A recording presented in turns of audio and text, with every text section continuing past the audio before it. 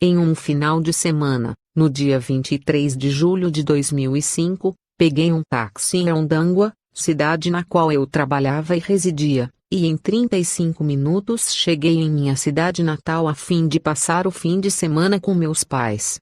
No caminho tive a sensação de que algo extraordinário iria acontecer naquela noite. Cheguei por volta das 18, quando todos estavam se preparando para o jantar.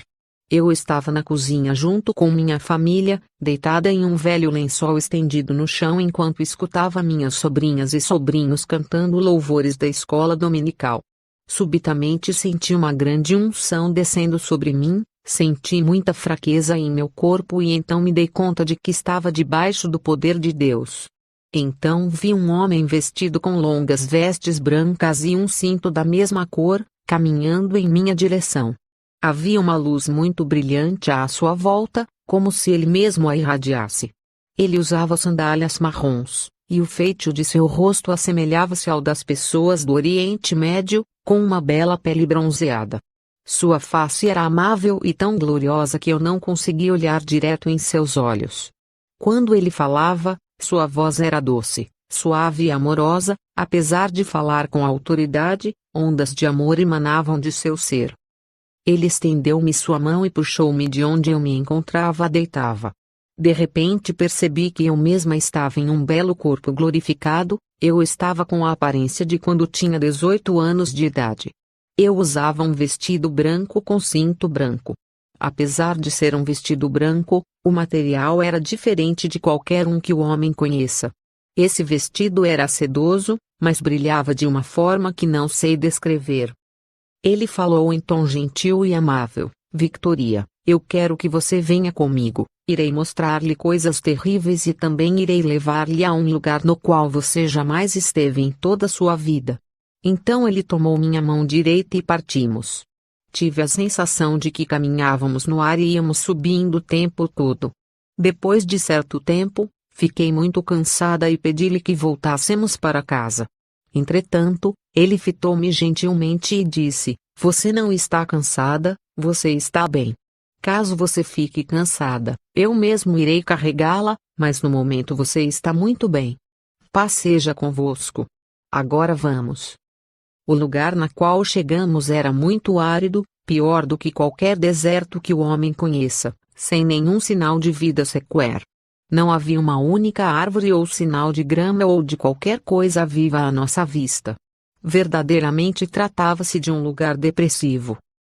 Paramos em frente a um portão e ele disse: Victoria, agora iremos passar pelo portão e as coisas que você irá ver irão assustá-la e também entristecê-la, mas você deve ficar tranquila e certa de que você estará protegida em todos os lugares que irei levar-lhe. Apenas abra bem os olhos e observe todas as coisas que irei mostrar-lhe. Eu estava aterrorizada e comecei a chorar. Então pedi a ele que levasse-me de volta para casa. Disse-lhe que eu não queria ir àquele lugar, pois pude ver através do portão o que acontecia lá. Ele fitou-me e disse: Paz seja convosco, eu estou com você. Nós temos de ir lá, pois o tempo passa muito rápido. Nós adentramos o portão.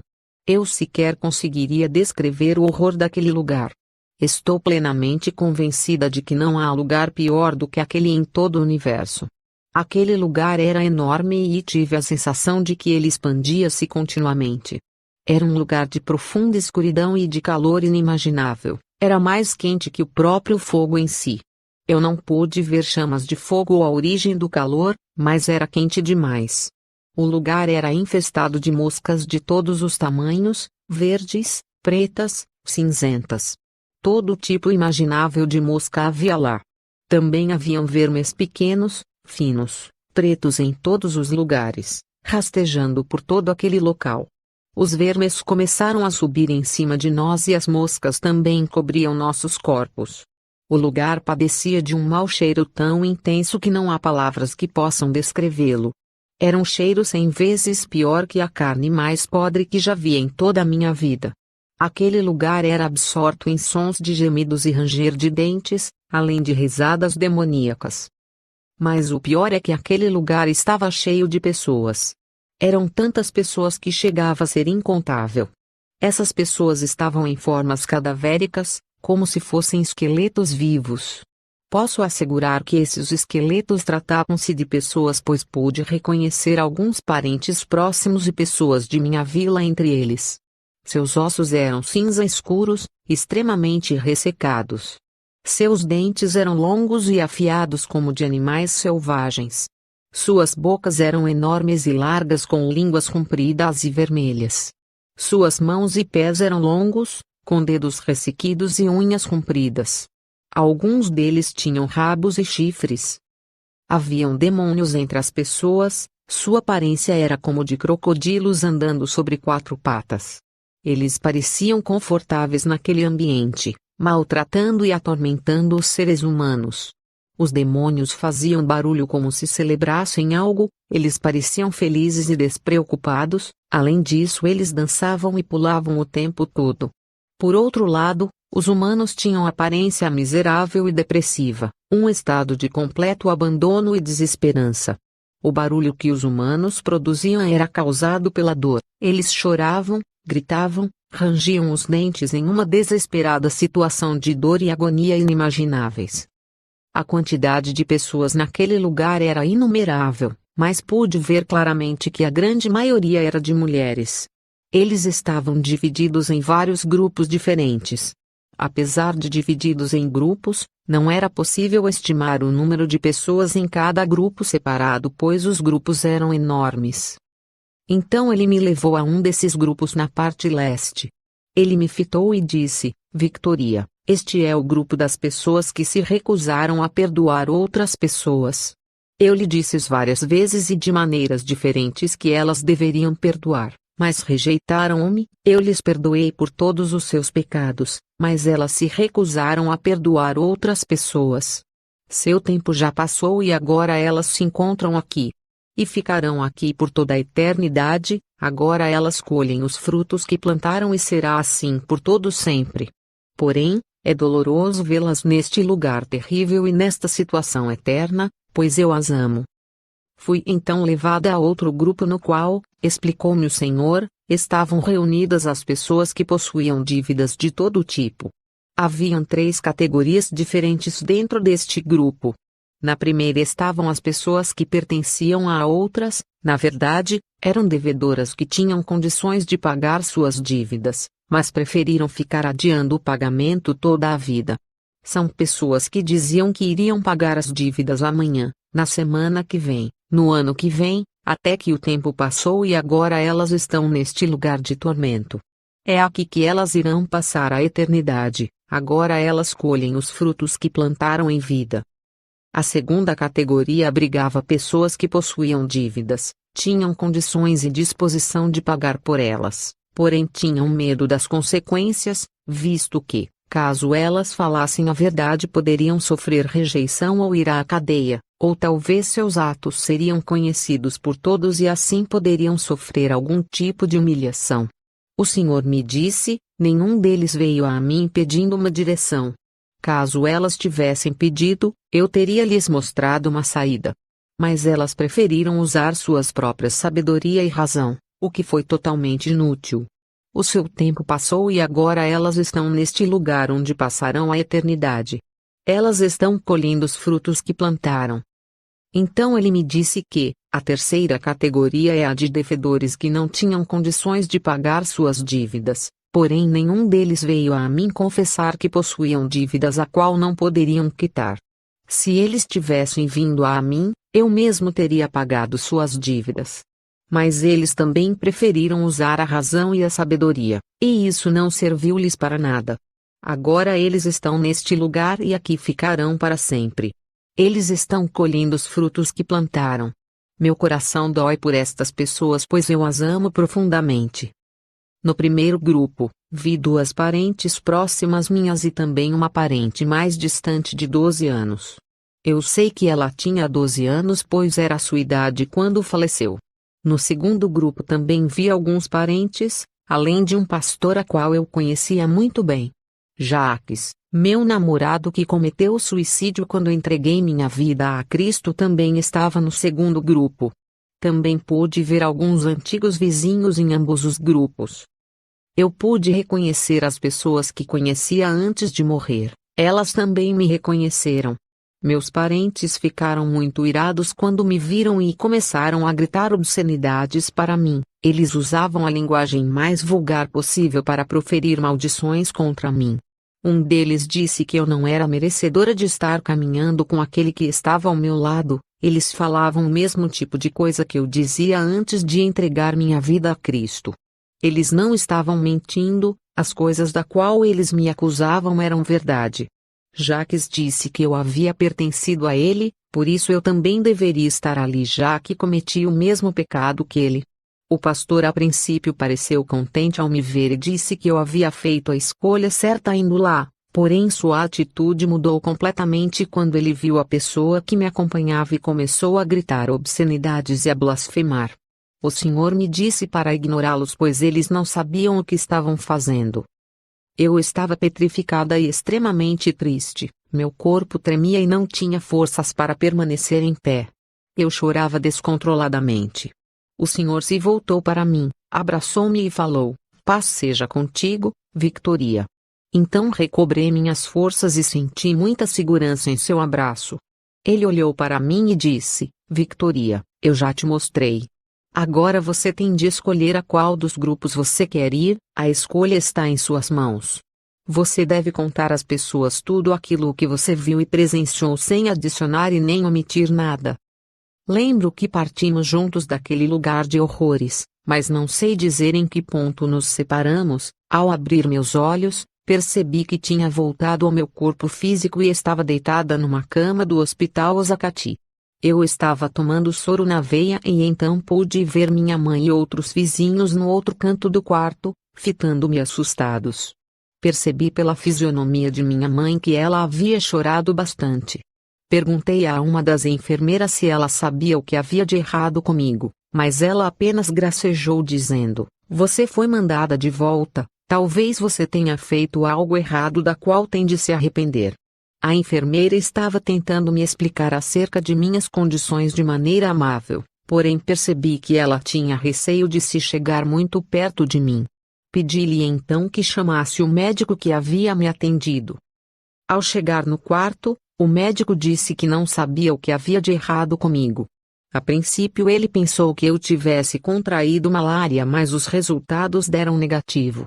Ele explicou que minha temperatura, pulsação e pressão sanguíneas estavam perigosamente baixas demais, porém ele não saberia dizer qual era a causa.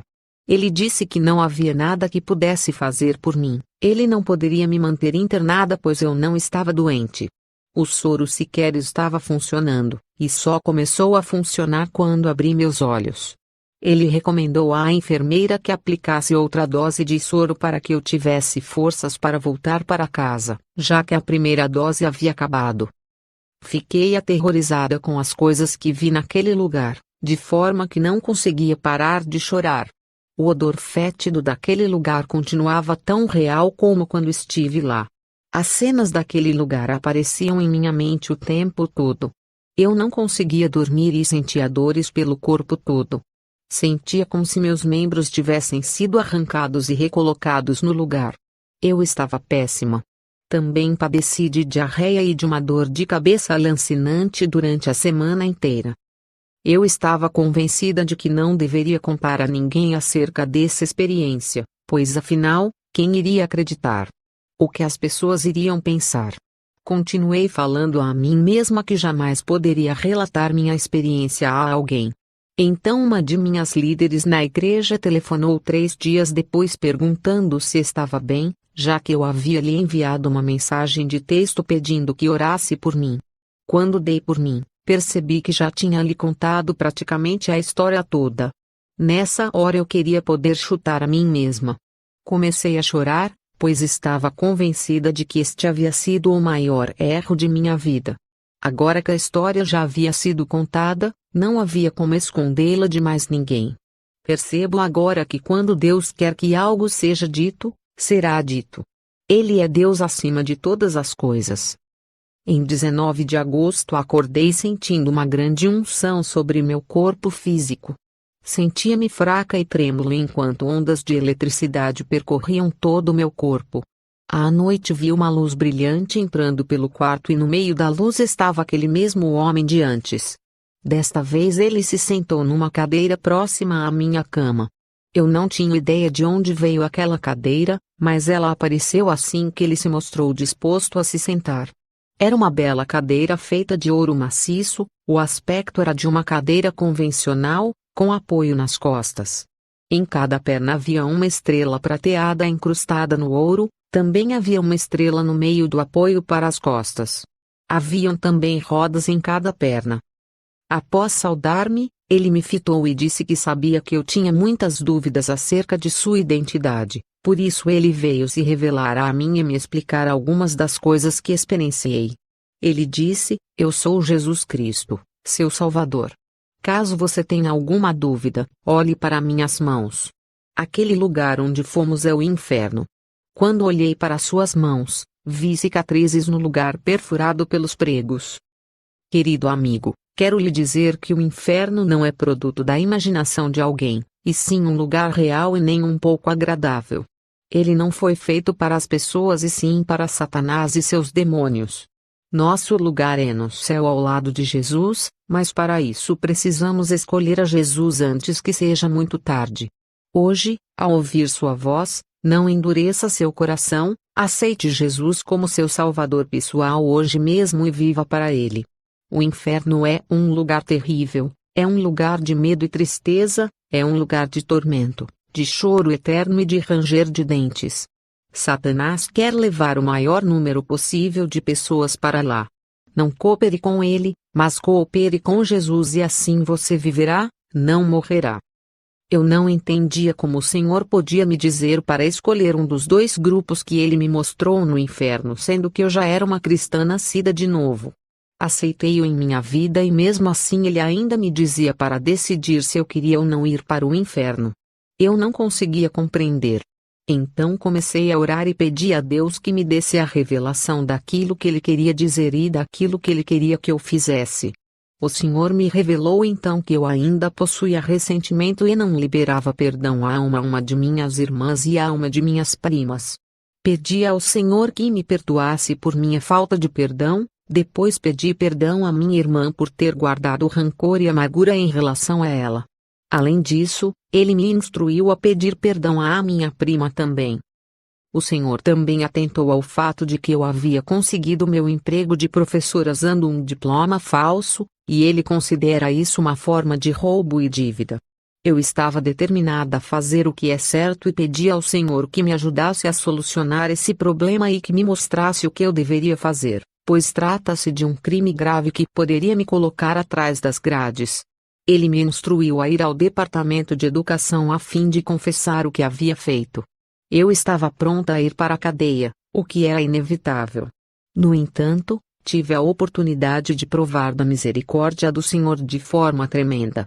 Os oficiais do Departamento de Educação me disseram que eu deveria escolher uma das opções, pagar todos os salários que recebi do governo ou não pagar. Eles prometeram não levar o caso à imprensa pois ficaram admirados com minha confissão. O nosso Deus é um Deus fiel que honra a sua palavra. Caso você esteja numa situação similar, eu quero encorajá-lo a fazer o que é certo, não importam quais sejam as consequências. Você até pode ser mandado para a cadeia terrena, mas lembre-se que ela é temporal. Não há dor ou vergonha comparáveis a uma eternidade afastada de Deus. O inferno não é um bom lugar para se estar, é melhor permitir que Deus julgue você agora mesmo antes que seja tarde demais. Não precisamos temer o julgamento de Deus enquanto estivermos no tempo da graça, temos de permitir que Ele exponha tudo o que há de errado em nossas vidas enquanto ainda temos tempo de nos consertar com Ele,